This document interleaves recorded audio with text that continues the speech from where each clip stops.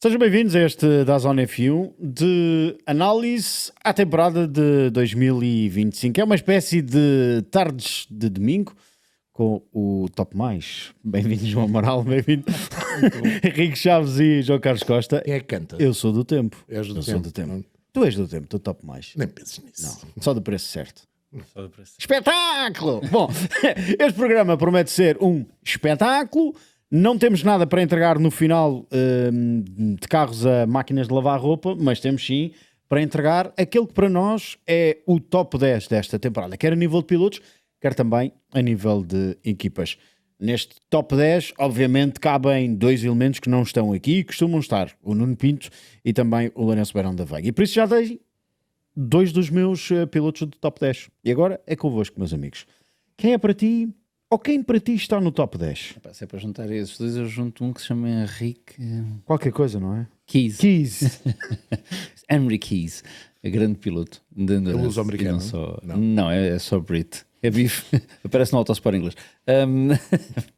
Se era esse o top 10, está feito o meu. Mas olha, se é para o preço certo, trouxeste os presentes da Câmara Municipal e da Junta de Freguesia, não. Não trouxe do Governo Civil, mas como já extinguiram o Governo Civil, não há presentes para ninguém.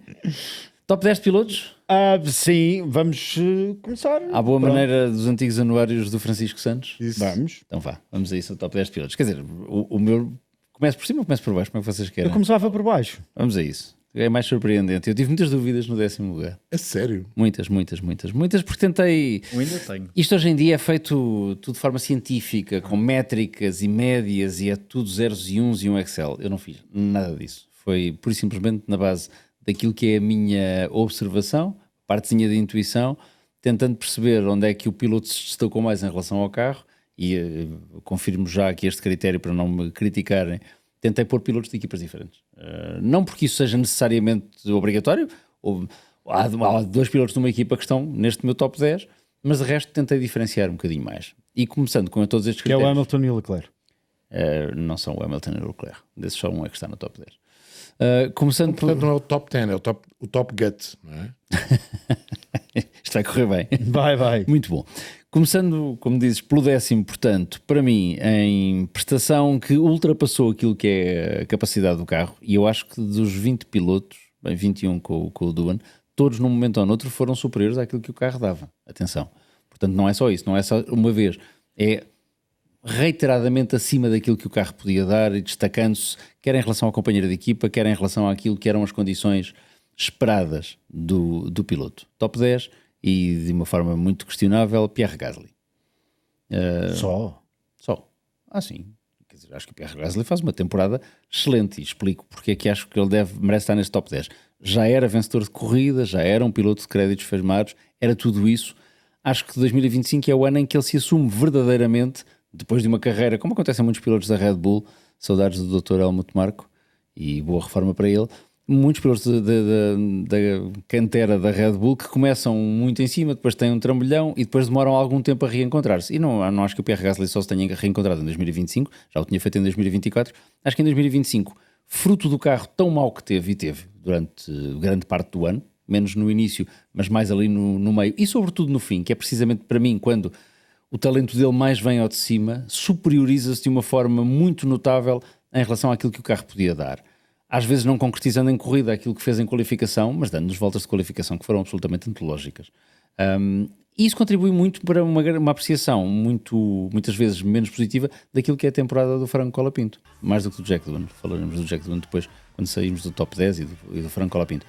É que o Pierre Gasly dá de facto uma lição de maturidade, de rapidez, de capacidade, que em muitos momentos me fez ficar, enfim, não digo de queixo caído e de boca aberta, porque não é para isso que estou na DAZN, é para falar, não é para ficar de boca aberta a olhar para os monitores, mas que me deixou verdadeiramente incrédulo com a capacidade que ele teve, muitas vezes, de salvar a pele no último segundo do Q1, de salvar a pele já sem esperança nenhuma, minha, é verdade, é tudo subjetivo, no Q2 e pôr o carro no Q3.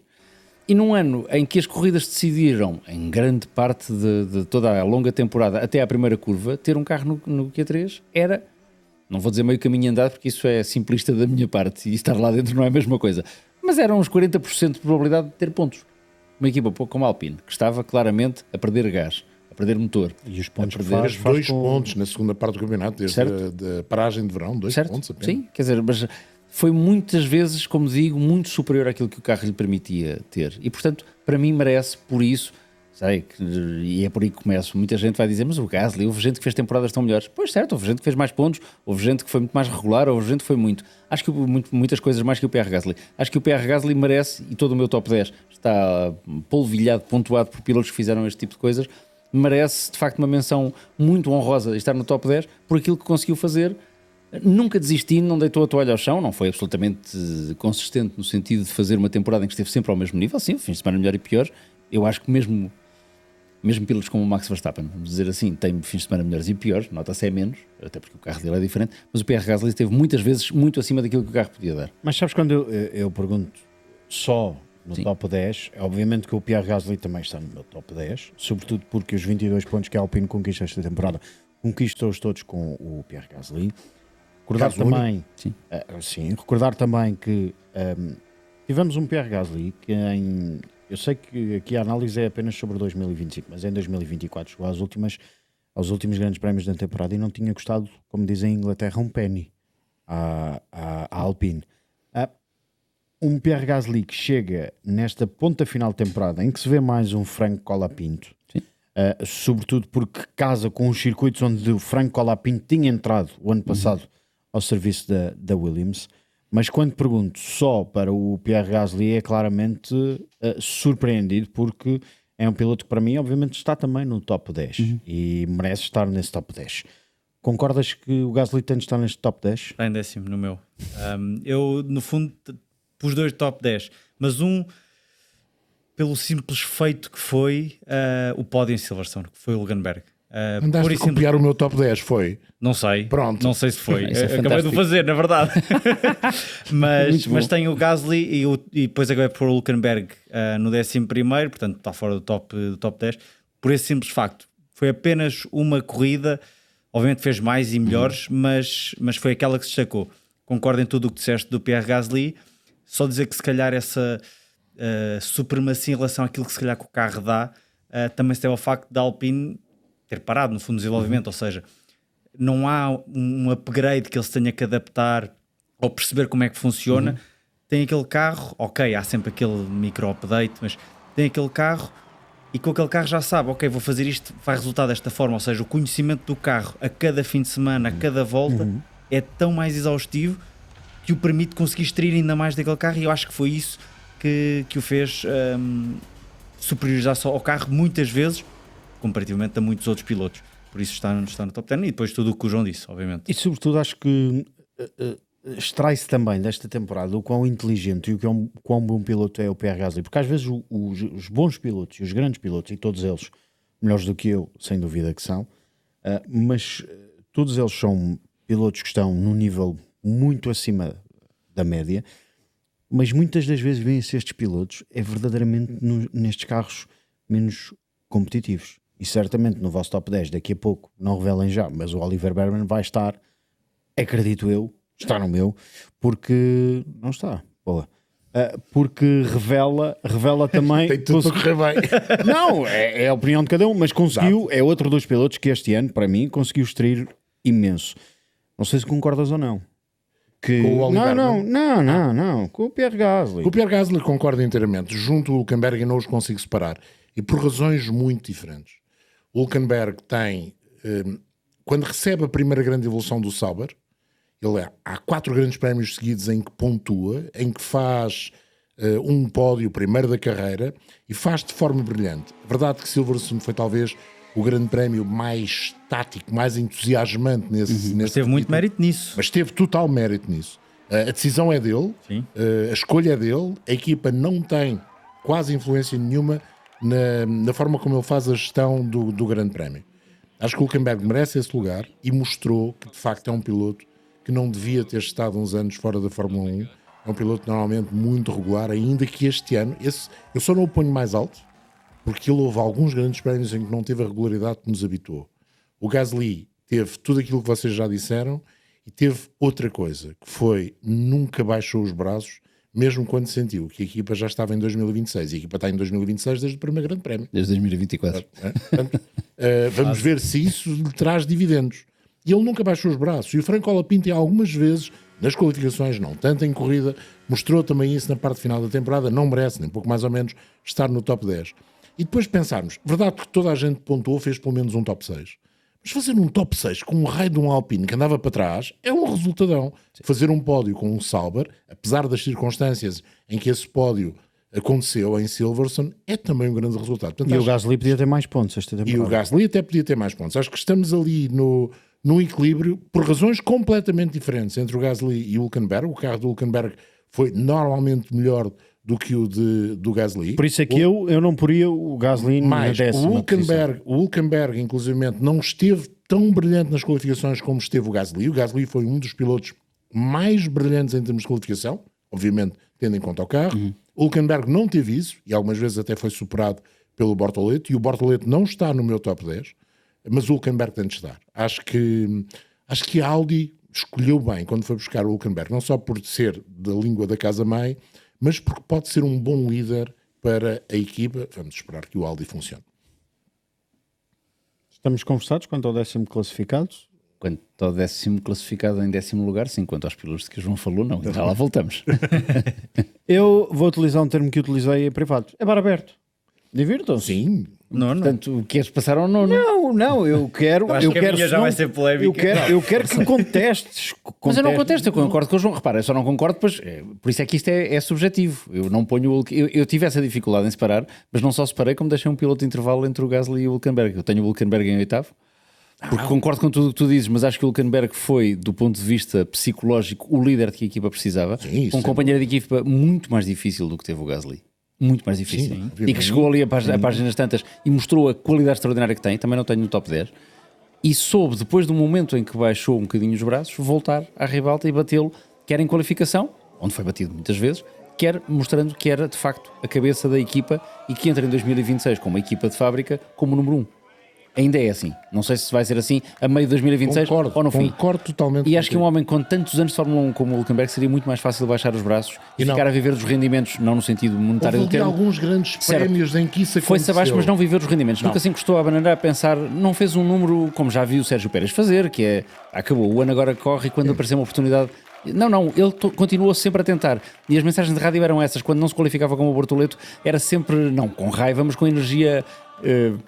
vamos dizer, uma energia negativa, mas positiva, levada para o bom sítio, a querer melhorar, a querer perceber porque é que não melhorava. E por isso o Hülkenberg, no ano em que faz finalmente o seu pódio, merece de facto, para mim, estar no top 10 e até pus com um piloto de intervalo e não quero chegar ao 8º, mas era só para falar do Hülkenberg. Finalmente pódio. E acho que isso psicologicamente pode ser... Estava-me a meter contigo. O João sabe porquê. Nós tínhamos aí uma coisa escrita, pensada, pensada, que era precisamente finalmente pódio. Sim, foi finalmente pódio e isso tem um significado, até porque, como o João disse, é um pódio que é muito mérito dele. Sim. Foi aí que ele fez valer todos os anos de Fórmula 1, foi aí que fez valer as 24 horas de Le Mans, fez valer tudo aquilo que ele tem no currículo dele, dentro dele próprio, não é no papel. Sim. E isso para mim é, daí esta diferença entre o 10º do Gasly, que se superiorizou ao carro, e o 8º, para mim, já digo quem é o 9º, do Hülkenberg, que ainda por cima soube capitalizar muito bem os momentos em que a Sauber esteve melhor, e a Sauber surpreendeu, quando falamos de equipas de ir a isso. Ele aproveitou muito bem isso. Ele aproveitou todos os anos que tinha de Fórmula 1, aproveitou sem nunca se ir abaixo, sem nunca ser negativo, esses anos que esteve fora da Fórmula 1. Ele voltou à Fórmula 1 substituindo um piloto que tinha Covid de um dia para o outro, quer dizer, entrou assim de repente, agarrou essa oportunidade. Mas ele sabe agarrar bem essas oportunidades. Le Mans é o exemplo disso. Certo? Ele entrou de repente, não era ele que era para conduzir aquele carro, era o Fernando Alonso. Certo. Fernando Alonso não pôde conduzir o Porsche, entrou ele e ganhou as 24 horas de Le Mans e fez uma exibição extraordinária. E é com base nesse 2025 que encapsula tudo isso que eu acho do Nico Hülkenberg, que eu deixo no top 10 e o deixo até no 8º lugar. Já agora deixa-me dizer, eu tenho duas posições onde há empate técnico. Eu não consegui separar. E deixa-me começar pelo 9º. O meu 9º se calhar vai ser surpreendente, porque é o Kimi Antonelli. Oi. E vou tentar explicar porquê. O Kimi Antonelli tem uma temporada em que se calhar de início teve demasiados focos nele, faz um grande prémio da Austrália extraordinário, convém não esquecer. No domingo. Faz uma recuperação incrível, a chuva foi brilhante, quando as condições estavam péssimas. A ultrapassagem por fora o Hamilton. Sim, é do outro mundo. E depois tem períodos, tanto em qualificação como em corrida, em que desaparece. Não parecia estar ao volante do Mercedes. Na Europa ficou Não em casa. pareceu... sim, mas não só. Houve outros períodos em que isso aconteceu. Não pareceu ter a capacidade para colocar o Mercedes, que não era um carro fácil, e o George Russell por isso está bem em cima na minha tabela, porque o Mercedes não era um carro fácil. Porque em Antonella houve grandes prémios em que não conseguiu pô-lo no sítio onde o Russell conseguia pôr. Verdade? Pois faz pódios, faz 3 pódios para um rookie, mesmo com Mercedes, chapou, não era um carro vencedor, ainda que tivesse ganho dos grandes prémios, mas não era um carro da primeira linha daqueles que tinham hipótese Nas mãos de dele. ganhar. Nas Mãos dele, ele faz uma grande exibição na qualificação para o sprint Em Miami. sem dúvida alguma, mas tem muitos momentos em que desaparece, e por isso é que eu o coloco em nono. É daqueles pilotos, mesmo com aquilo que fez na fase final da temporada, que eu quero ver. E quero ver numa outra situação, que é com um carro que seja de facto um carro capaz de ganhar. Porque aí será a prova dos 9. É aquele momento em que ele tem de dar o salto. Eu acho que ele não percebeu, houve ali períodos em que não percebeu que estava na Fórmula 1. Vamos ver se conseguiu, no final da temporada, que é muito bom outra vez, o último grande prémio. Nem por isso, mas houve ali alguns grandes prémios muito bons, mas não, na minha opinião não pode estar nem no top 5, nem acima do nono. É o nono e não é para mim o melhor rookie. Não, eu acho que aí estamos todos... O meu nono acho que é muito mais polémico. Que eu pus um Charles Leclerc, por exemplo. Ok. Porque não me surpreendeu. Lá está. Posso também estar aqui a ser injusto com ele e no fundo pôr uma venda nos olhos, ou puseram uma venda nos olhos por causa do mau carro também que ele teve todo durante o ano. Mas acho que podia ter feito mais. Houve corridas, por exemplo, Silverstone, acho que cometeu muitos erros. Não sei, para mim ficou aquém, e acho que houve outros pilotos que se calhar mais intermitentes ainda, mas que houve alguma consistência durante alguns grandes prémios consecutivos que consegui pôr mais à frente, mas lá está, fiz a lista há bocadinho, portanto posso estar aqui a ser um bocadinho injusto, não pensei muito bem em tudo, mas pus o Charles Leclerc. Ok. O meu nono é um piloto que andou muitos anos a par do Charles Leclerc, num carro igual, chama-se Carlos Sainz. E eu tive dúvidas não tanto em separá-lo do 8º ou do 10º, mas em separá-lo do Albon, porque o Albon acaba o ano com mais pontos, acaba o ano com belíssimas corridas. O Albon é um piloto extraordinário, não é... 2025 não o confirma, já era um piloto extraordinário nos anos anteriores, e eu acho que é o primeiro ano desde que ele sai da Red Bull em que tem um carro em que se sente minimamente confortável. Ele mostrou aquilo que fazia quando tem um carro em que se sente confortável e faz uma primeira metade de temporada absolutamente fantástica. Não consigo perdoar-lhe, no sentido figurado do termo, não tenho nada que lhe perdoar, a segunda metade da temporada em que ele faz, que se perdeu completamente. Fez um Oscar Piastri mais duradouro. Sim. E isso contrasta com aquilo que o Carlos Sainz faz. E não ponho o Carlos Sainz mais acima porque a primeira temporada do Carlos Sainz Na parte é fraca. Primeira é parte. fraquíssima. Mas tem sido assim com o Carlos. Sempre, Nos últimos ele anos. sobe troca de sempre, equipa. mas não começa tão em baixo. Eu sei que ele mudou de equipa, mas é um piloto com experiência de Fórmula 1, caramba, tem 10 anos de Fez uns testes no Bahrein extraordinários. fez uns testes mais extraordinários, rápido, ficámos a falar Não é, nisso. não é só por ser o mais rápido, Ficámos a falar adaptou-se nisso, extraordinariamente bem ao carro. E tem 10 anos de experiência de Fórmula 1, caramba, tem no currículo ter sido para mim, e é mais uma vez uma opinião subjetiva, o companheiro de equipa do Max Verstappen que mais trabalho lhe deu. Mas é que no primeiro ano de Fórmula 1... Trabalhou já com várias equipas, o que Isso. dá mais bagagem para chegar e Isso. adaptar-se mais Portanto, depressa. Essa é a parte que não me leva a pôr o Carlos Sainz mais acima. Essa dificuldade de adaptação, esse meio ano em que andou perdido a ver o Alex Albon, não foi limpar o chão com ele, mas foi quase. Às tantas aquilo era penoso. Às tantas reencontra-se e faz uma segunda metade de temporada, damos-lhe mais um grande prémio e ele passava o Albon em pontos. Sim. Faz 2 pódios ainda por cima. E esse para mim é o momento que determina a diferença entre o Albon e o Sainz. Não são os pontos que eles têm, 9 pontos não é nada ao fim de 24 corridas, são os 2 pódios. Que são ambos de formas diferentes, mérito do piloto. Todos são, obviamente, o carro não vai lá sozinho, não é telecomandado. Mas se em Baku há uma excelente qualificação da parte dele, muito boa qualificação. Certo. Na qualificação, ao momento certo. Mas é uma boa qualificação, muito sem difícil, em que muitos melhores pilotos com carros melhores se despistam, erram a entrada em pista, os candidatos ao título, tirando o Verstappen, fazem disparates e por aí fora, e ele está no sítio certo, faz uma volta certinha e tudo mais. Ficou a pensar, aliás, que podia ter feito a pole position e tudo mais. E depois capitalizou na corrida. Mas o segundo pódio, que é completamente inesperado, a cair do céu no sentido da expectativa, da probabilidade, é a garra do piloto, é mérito do piloto, é acertar em tudo no momento certo, com um bocadinho ao Hülkenberg, e com mais razão ainda no caso do Sainz, com muita direção dele para a equipa. E ele na segunda metade do ano foi esse Carlos Sainz que estamos habituados a ver. É ele que define a estratégia, é ele que sabe o que é que o carro tem ou não tem. No Qatar, com um problema que o carro tem nas últimas voltas, quando vira para a direita, ele queixa-se amargamente que o carro não está a virar para a direita, ele superioriza-se a isso, ele ultrapassa isso e faz um segundo pódio para uma equipa que tem o melhor ano dos últimos 10, mais coisa, menos coisa, a Williams. Sim. E portanto o Carlos Sainz para mim tem que estar no top 10 também por causa disso, porque passa um ano, se nós fizéssemos este top 10, se eu tivesse feito este top 10 quando chegámos à pausa de verão, deixava o Carlos Sainz nas desilusões do ano e ele consegue reinventar-se, recuperar.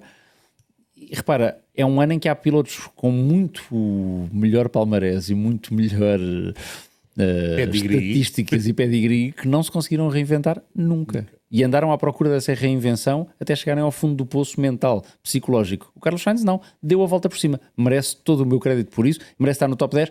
Nono lugar, porque a primeira temporada é muito má. A primeira metade da temporada é muito má.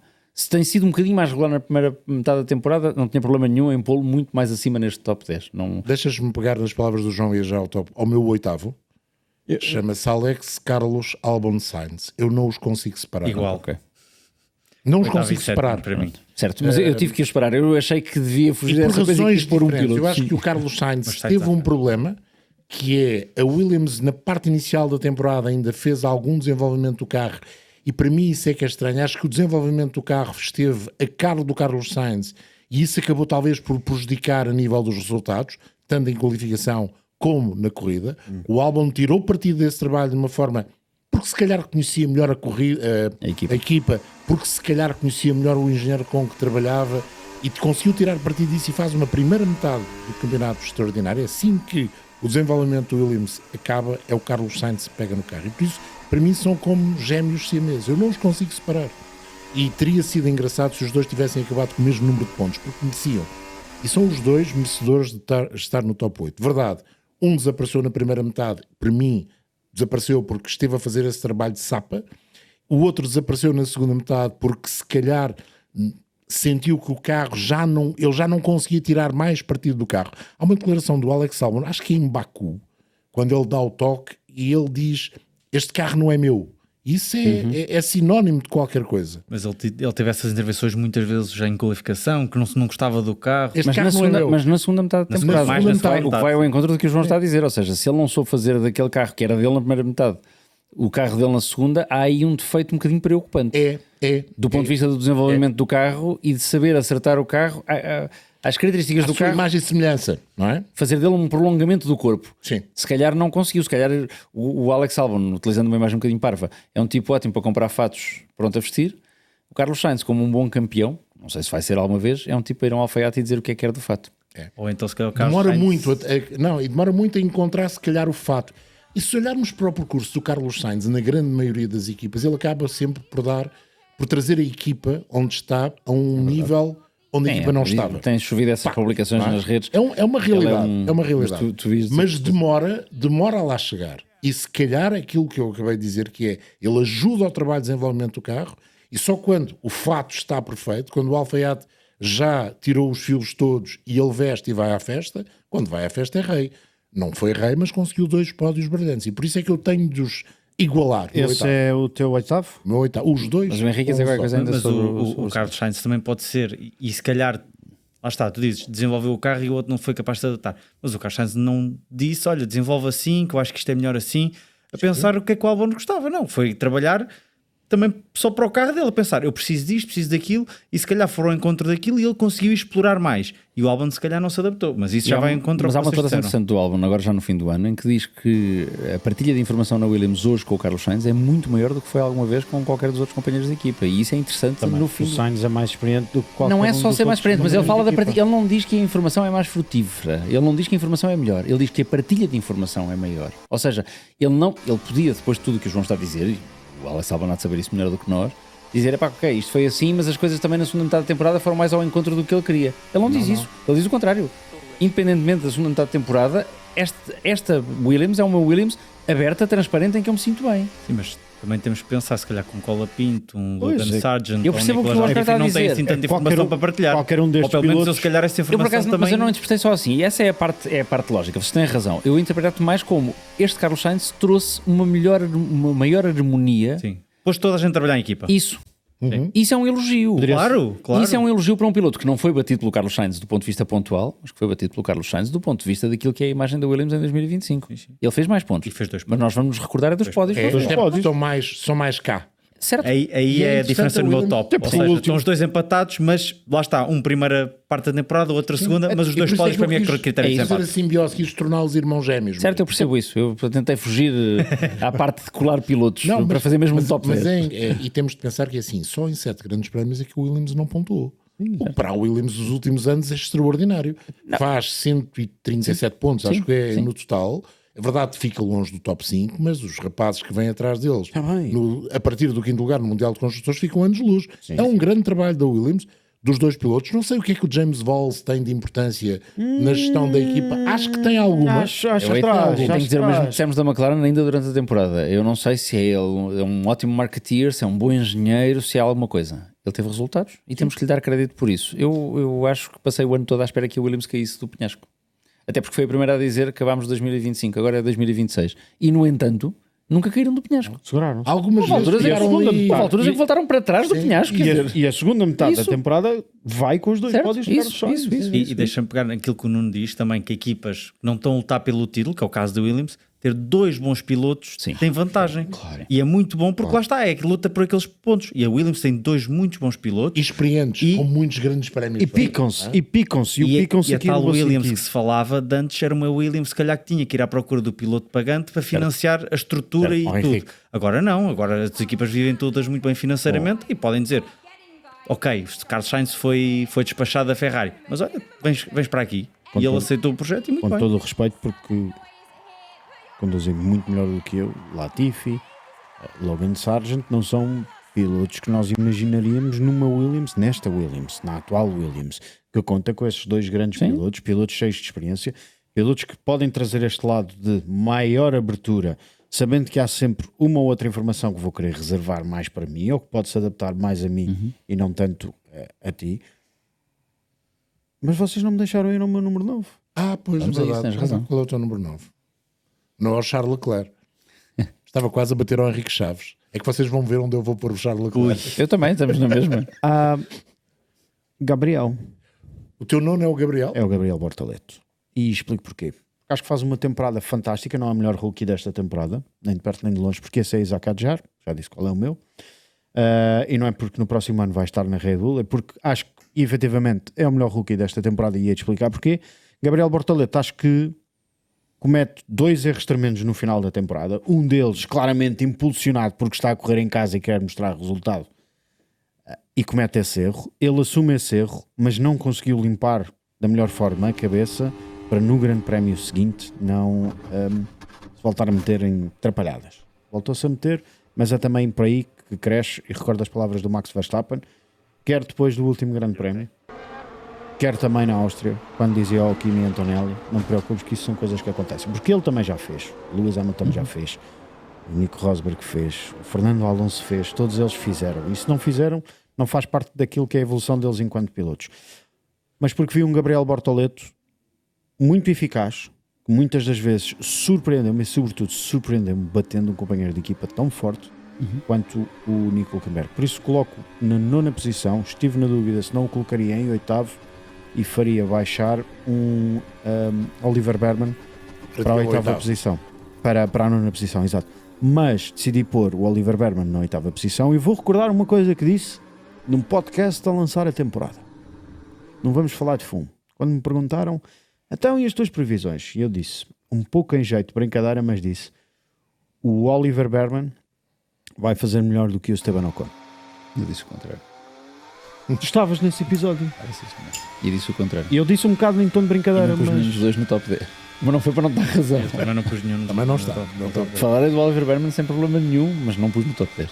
Não, Se me dissesses as últimas 7, 8 corridas do ano, estaria no meu top 10. Claro. Mas não. Claro, Sim, a época toda mas não sabes que aí eu vou um bocadinho como aquilo que nós dizíamos sobre a Williams, que é, nós não nos vamos recordar da primeira metade da temporada do Alex Albon, vamos sempre recordar-nos Claro. que o Carlos Sainz foi quem devolveu Certo. a Williams aos Certo. pódios, Sim. ou quem devolveu os pódios à Williams, tal como recordamos todos que a última vitória da Williams é de um tal de Pastor Maldonado, no ano de 2012, É verdade. em Barcelona, numa box que depois foi a fogo. E com um motor que deixou de estar na Fórmula 1. Exato. Uma fabricante de motores que abandonou, acho que definitivamente. Sim. Acho que desta vez é mesmo, não é? Sim. Infelizmente. É a tristeza do Mas ano. não sabemos o teu 8º. O meu oitavo, sim, que eu falei, não é o Hülkenberg. É o Nico. Ok. Vê se podemos saltar, e expliquei porquê. Pronto, então. À frente do Sainz, só por esse.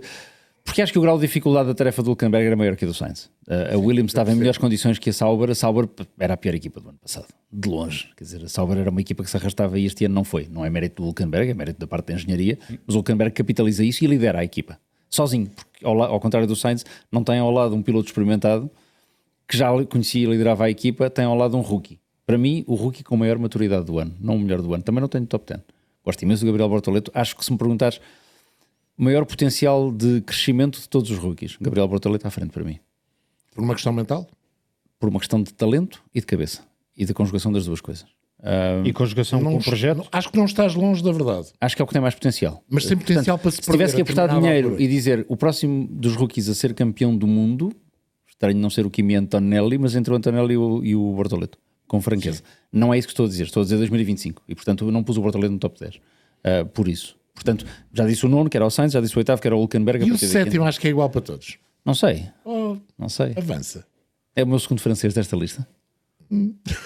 Isaac. Que é igual para todos. Isaac. O meu sétimo era o Sainz e o Albon, ou seja, misturei. O meu sétimo é o Isaac. Neste caso, o Sainz.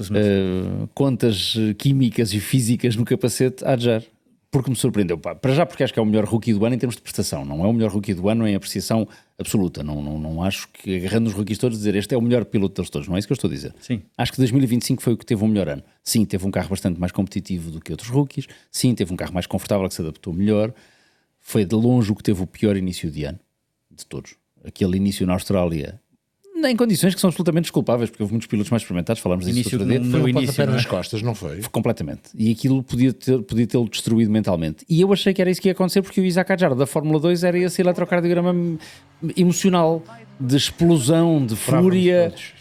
Aquilo que ele fez na Fórmula 2 era isso que nos dizia. Talento extraordinário, muito difícil de domar. Eu vi o Isaac Hadjar, desculpem a comparação, não é? Estou a insultar todo o Isaac Hadjar como aqueles cavalos selvagens que têm muita dificuldade em ser domados nesse sentido, em deixar-se definir por objetivos, em ter a frieza suficiente para chegar ao fim. E ele não foi nada disso neste ano. Sim, soltou-se a partir de certa altura e os rádios foram bastante mais divertidos. Sim. Mas quando se soltou já era o piloto que tinha dado provas e que já não estava a duvidar dele próprio, como saiu da Austrália a duvidar. Aquela imagem do pai do Lewis Hamilton ir ter com ele e dar-lhe aquele consolo, e as palavras do Helmut Marko, que definiram bem, aliás, o que são uma e outra pessoa, o pai do Lewis Hamilton e o Dr. Helmut Marko, para mim era um início que podia deixar o Isaac Hadjar naquela posição tão frequente nas equipas Red Bull, neste caso na Racing Bulls, de chegar ali a meio do ano e ser despachado porque alguém viria melhor do que ele. E ele fez tudo ao contrário. Ganhou consistência, ganhou maturidade. Demorou um grande prémio. Na China a coisa não esteve brilhante. Não esteve brilhante, tem muitos grandes prémios, não é só num. Mas depois em no Suzuka... No México. Mas Suzuka é uma pista onde não dá para brincar. Mas não acho. Ele fez uma grande qualificação. Tudo isso. Faz um excelente grande prémio e de repente... domina os dois companheiros de equipa, desculpa.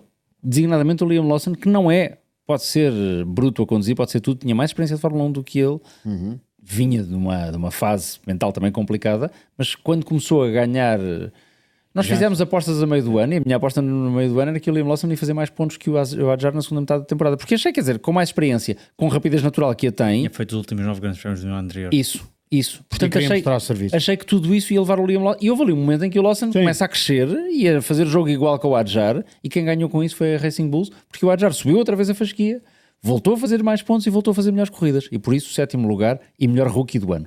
Por este intercâmbio todo, e ainda por cima muda no seio da equipa, tem um companheiro de equipa que gosta, que é o Yuki Tsunoda, e que no fundo tinha uma relação um bocadinho de mentor, não é mentor, é a palavra forte mais, mas que o protegia, davam-se bem, tinha uma boa relação. Ele desapareceu, ele fica sozinho no seu primeiro ano de Fórmula 1, tem outro companheiro de equipa que não é fácil e volta sempre a encher o peito de dar e a estar no sítio certo, à hora certa, a conduzir bem, sem grandes flutuações. Sendo que há duas coisas que acho que são importantes do meu ponto de vista a acrescentar. A primeira é de que todos recordamos nesta mesa, acredito.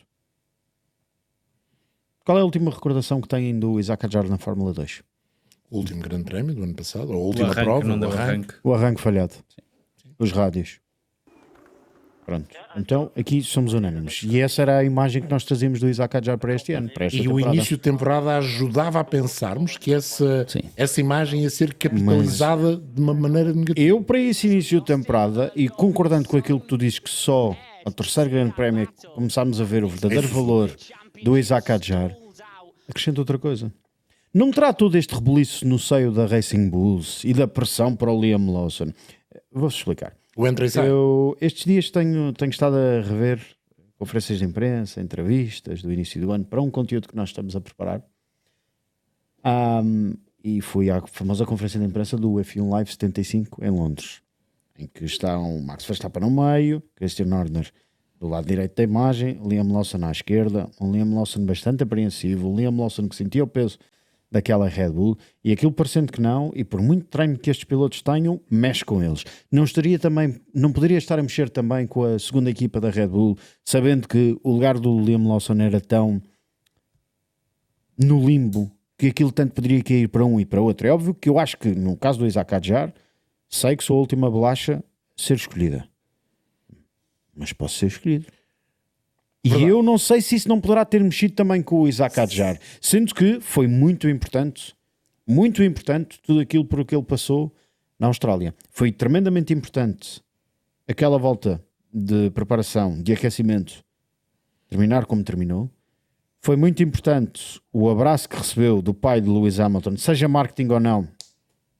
Foi muito importante. Não, claro que foi. Tal como foi tremendamente importante, e se calhar o mais importante foi ouvir aquilo que disse o Dr. Helmut Marko e ele próprio reconstruir-se a partir dali. Sabes que eu, relativamente ao Isaac Hadjar, tenho outra explicação para estes resultados. E acho que o lado mental dele funcionou de forma positiva na grande maioria das provas. Ele pontua em 11 grandes prémios, o que é bom, mesmo sabendo nós, e o Nuno falou muito disso ao longo da temporada. O Racing Bull parecia um carro relativamente fácil de guiar, mas nem sempre a equipa executou bem durante os grandes prémios. Essa foi uma questão muito importante para dar ainda mais valia aos resultados do Isaac Hadjar e em parte também do Liam Lawson. O Isaac Hadjar tem a vantagem de não sofrer pressão na fase inicial. O seu lugar não estava em causa. Mas nos últimos 10 grandes prémios eu acho que ele já sabia que havia a possibilidade de ir para a Red Bull. E que isso não era necessariamente uma promoção. Sim, também acho que isso. Mas ele não se foi Eu não vejo abaixo. dessa forma. Um regulamento completamente novo para uma equipa com sei mais que não recursos vejo. é sempre uma promoção. Não, certo, e tu disseste isso ao longo do ano, és coerente, é sempre uma promoção, mas a verdade é que quando nós dizemos... Agora, é uma promoção envenenada. É isso, mas ele sabe isso melhor do que nós, ou é uma seja, promoção. repara, o que é que ele prefere? Ficar naquela equipa onde é confortável mais um ano, ganhar mais algum crédito e alguma experiência com um companheiro de equipa que ele sabe que apesar de tudo que faz jogo igual para cima. Ou, como ele já veio dizer desde que o campeonato acabou, o objetivo é estar preparado mentalmente para no primeiro mês não ficar a muito mais de 2, 3 décimas. E tu melhor do que eu, muito melhor do que eu, sabes que não entras numa coisa nova a pensar por quanto é que eu vou perder. Tu até podes ter esse pensamento lá no fundo, mas não dizes isso. Certo. Tu dizes, não, eu estou aqui para ganhar. De nós os dois eu é que vou estar à frente. Nós os 3, nós os 4, pouco importa. E ele já sabe que não é assim. E isso é importante. Eu acrescento mais uma coisa que o João estava a dizer, também para justificar o 7º lugar. A equipa não só perde o companheiro de equipa com quem ele estava bem, como perde o time principal que assim o protegia diretamente. Sim. Ele tem perde mais para a frente. Pouco importa, mas passa a ter um Alan Perlman que era da equipa, que era tudo de bom, mas não era o Lohan Mekies que o protegeu, que o acarinhou. Da Red Bull. Isso, vem alguém que vem da Alpine, não é? E portanto ele consegue manter tudo isso. Eu não sei se essas histórias constantes de vai para a Red Bull não vai, não mexeram um bocadinho com a cabeça dele. Por várias razões. Até porque sendo uma promoção envenenada, é um nível de estrelato diferente daquele que ele teve na Racing Bulls. Ou seja, ele está com os Big Boys agora, desculpem a expressão, eu sei que isto é muito fleiro de dizer, é muito Top Gun 86, mas eu tinha 14 anos e o Top Gun marcou-me. Mas ele agora já não há toda esta apreciação que estamos a fazer e que é uma consequência muito grande dele ser rookie e de lhe darmos a ele, como a todos os rookies, uma margem de flexibilidade na apreciação que fazemos muito grande, acabou. Está na Red Bull. Sim. E na Red Bull não há segundas oportunidades. Não. Por isso é que eu digo, está com os Big Boys. No próximo ano já não vamos comparar com o Liam Lawson nem com os pilotos que eram rookies, com os Bortoletos e os Berman da vida, vamos compará-lo com o Max Verstappen. Sim. O que é uma tarefa difícil para ele. E não sei se de facto... Para todos os que foram comparados com o Max Verstappen? Para todos. E não sei se isso mexeu ou não com ele. Eu acho que não mexeu muito. Ele consegue bons resultados mesmo assim na segunda parte do campeonato, quando eu acho que ele já tinha muita certeza que podia ser o seu destino para 2026. Deixa-me só dizer uma coisa. O pódio em Zandvoort é garantido no braço, ainda que só seja garantido com o abandono do Lando Norris. Faz Se parte. calhar o Oli Berman teria tido um pódio na Cidade do México se alguém tem desistido. Verdade. E a força desse pódio do Oli Berman na Cidade do México, para mim, seria tão grande quanto a do Isaac Hadjar. Ou Mas o se Isaac calhar Hadjar, teria terminado até mais para baixo. É verdade. O virtual safety car e o tudo safety isso, car. tudo isso. São dois bons exemplos que às vezes a estrelinha pende para um lado e não pende para o outro. Acho que a estrelinha do Isaac Hadjar em Zandvoort foi mais do que merecida, porque ele fez um fim de semana extraordinário. Para além disso, consegue 2 sextos lugares em 2 grandes prémios em que o carro não era propriamente a 8ª maravilha do mundo. Das poucas vezes em que a equipa funcionou bem, a equipa nunca esteve muito bem nas escolhas da estratégia, nos momentos de paragem nas boxes, o que é estranho, porque a Racing Bulls até no passado tem tido, ou tinha tido alguns momentos desse tipo. Sim, mas este ano várias não vezes teve, andaram para trás. e por isso eu acho que ele é indubitavelmente o melhor rookie, nem em termos de classificação não é o Antonelli, mas tem um carro melhor do que o Racing Bull, e é para mim o 7º melhor piloto do campeonato, mas para mim é a grande surpresa positiva do campeonato, porque eu não estava à espera que ele fizesse aquilo que fez.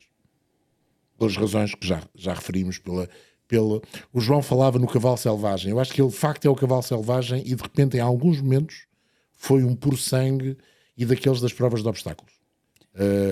Conseguia passar as provas dos obstáculos todas, não ganhou, mas teve momentos em que esteve perto de ser merecedor de ganhar. E aqui há um certo exagero. Deixa-me só Nunca acrescentar. quis tanto ver arte equestre como agora. Obrigado, João. Deixa-me só acrescentar também em relação a já. Eu tenho mais para a frente na minha lista, mas para complementar tudo o que já foi dito, está mais à frente, e para justificar o estar mais à frente na minha lista, é a prestação dele mais em qualificação. Porque eu sei por experiência própria, ok, mundos completamente diferentes, que a velocidade e uma gestão de corrida se adquire mais facilmente com experiência, com anos, com corridas.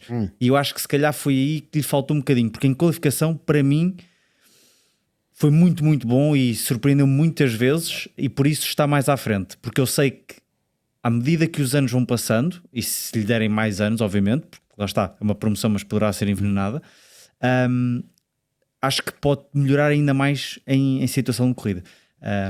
Mas depois já digo em que lugar é que está. Vamos ao top 6 para... Não, 6. Seis. Agora vamos ao sexto.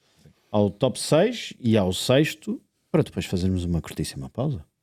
Vamos embora. Começo eu no top 6? Pode ser. Começa o Henrique. Começa Mas o o Henrique piloto. ainda não começou nenhum. Deixa o piloto favor. falar. Faz favor, Sr. Piloto. Deixa o piloto falar. Antonelli. Porquê? Porquê que o colocas em sexto e não em nono? Eu coloco em sexto, porque se calhar posso ter apagado aqui a parte europeia da equação.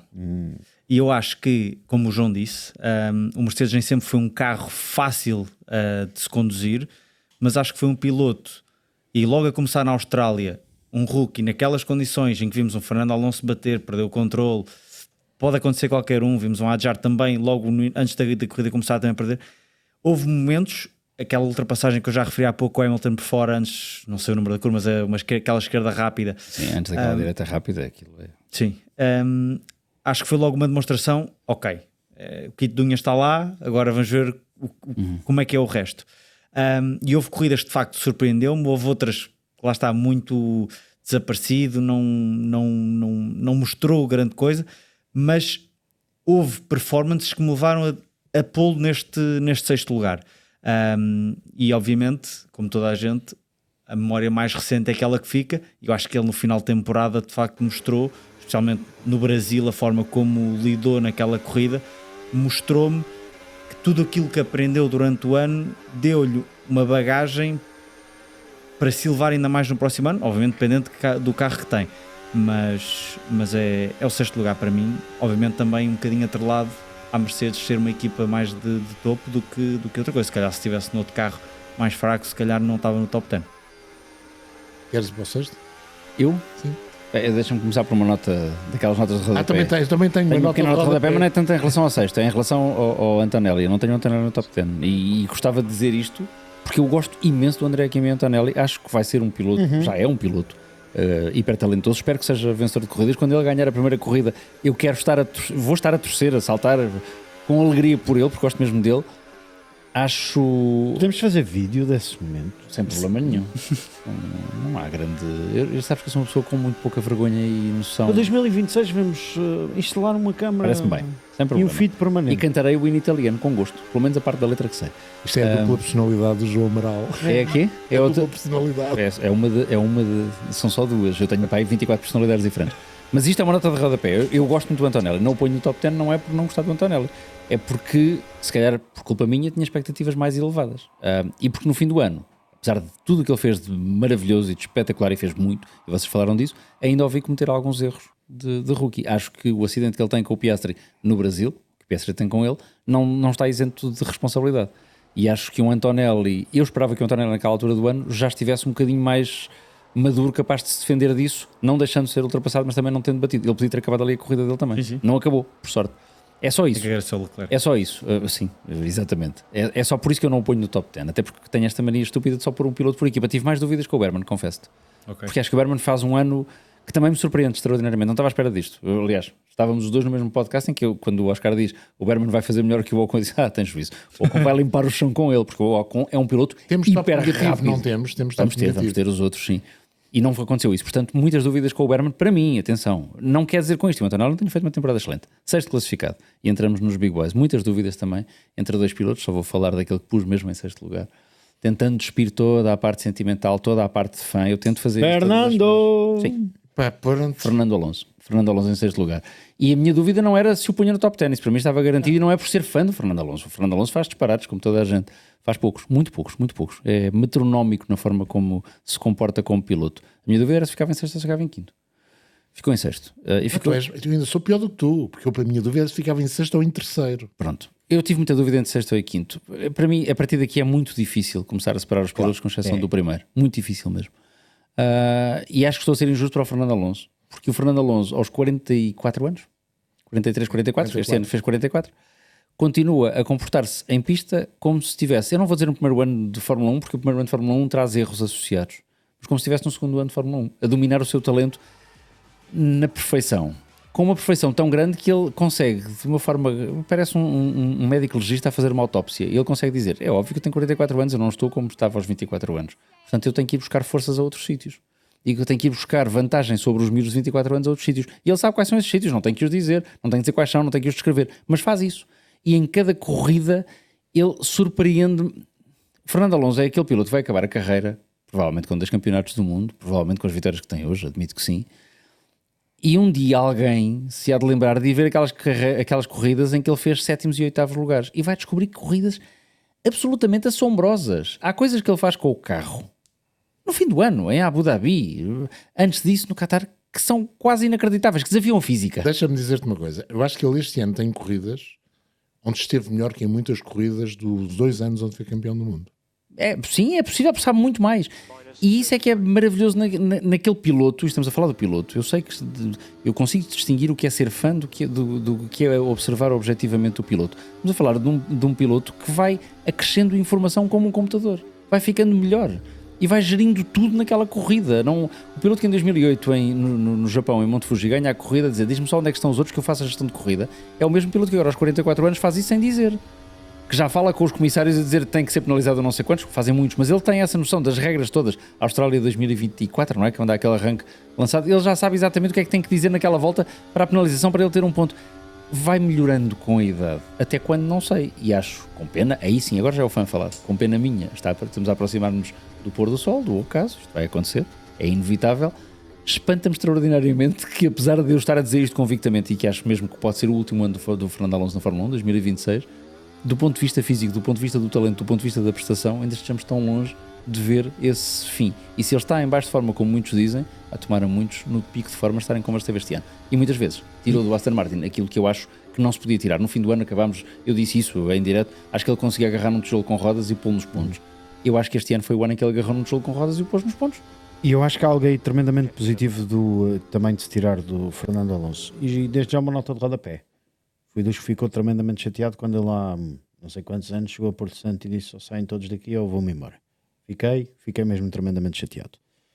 Mas há algo no qual eu comparo Fernando Alonso com o Lando Norris, com quem falei pela primeira vez em 2019.